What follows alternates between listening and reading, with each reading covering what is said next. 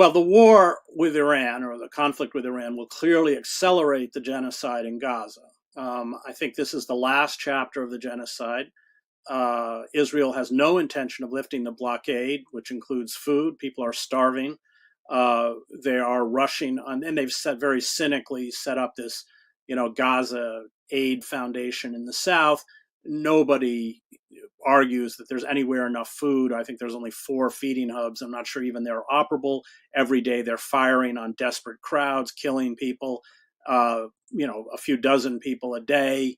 And what they're doing is using those food hubs, which are all in the south along the 9-mile border between Gaza and Egypt, around Rafah, or this border city, Rafah, to entice people down to the south. And I wouldn't be surprised if at a certain point the Israelis facilitate a breach in the fence, because there are parts of that border that are just fence. And despite deep Egyptian objections, allow Palestinians to essentially stampede into the northern Sinai. It may end some other way. I don't know. But I think we're now seeing the last few weeks of the genocide.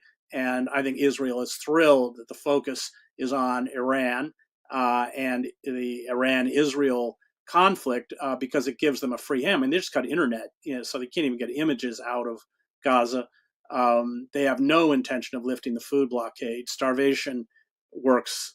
There's just nothing left. There's no clean water.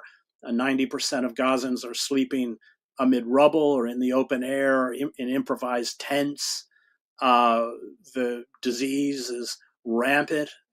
Respiratory diseases, scabies, of course, all the diseases, hepatitis that comes with drinking unclean water.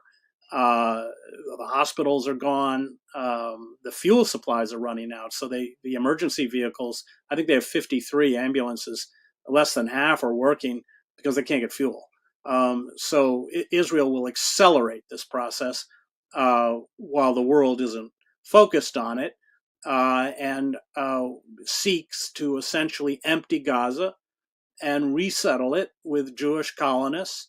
There have already been conferences in Israel with attempting to recruit Israelis to be colonists, especially in northern Gaza.